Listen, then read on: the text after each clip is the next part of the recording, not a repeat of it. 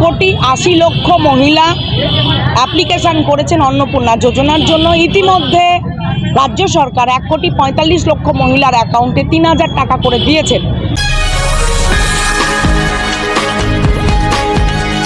100 দিনে বদলের ছোঁয়া, তাই কৃতজ্ঞতা জানাতে একজোট হলেন বজবজ পৌরসভার 19 নম্বর ওয়ার্ডের মানুষজন।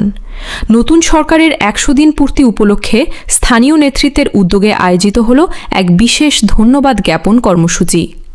অনুষ্ঠানে উপস্থিত মহিলা থেকে শুরু করে যুবক সকলেই জানান সরকারের বিভিন্ন জনমুখী প্রকল্পে তারা উপকৃত।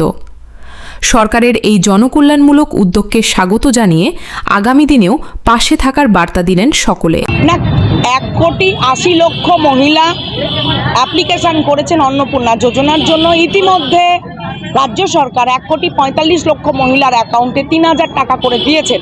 বাকি কিছু আছে যেগুলো আন্ডার প্রসেসিং আছে, যেগুলো ভেরিফিকেশান হয়নি, সেই টাকাগুলো এখনো পর্যন্ত তাদের অ্যাকাউন্টে যায়নি। মহিলাদের ক্ষোভ, আমরা এ নিয়ে কোনো কথা বলবো না, যোগ্য মহিলারা অবশ্যই তাদের ক্ষোভের জায়গা তৈরি হয়েছে, কিন্তু তার সাথে সাথে এটাও বলবো সরকার যথেষ্ট তৎপরতার সাথে প্রতিটা জিনিস খুঁটিয়ে দেখছে এবং যত তাড়াতাড়ি সম্ভব যোগ্য মহিলাদের অ্যাকাউন্টে যাতে এই টাকা যায় সেই জন্য সরকার বিশেষভাবে মিটিং ডেকেছে এবং সচেষ্ট।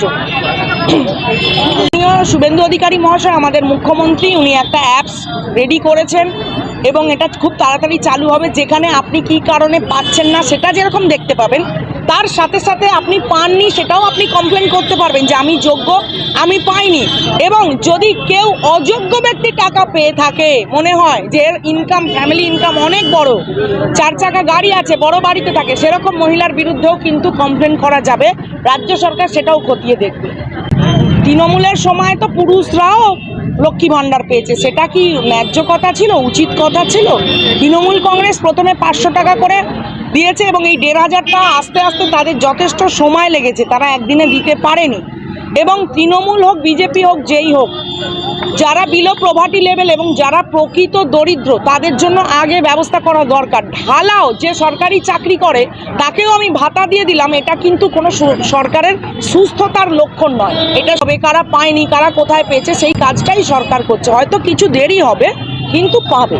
মাননীয় সরকার, মাননীয় মুখ্যমন্ত্রী শুভেন্দু অধিকারী বারবার বলছেন যে অধৈর্য হবেন না, অবশ্যই আপনারা টাকাটা পাবেন।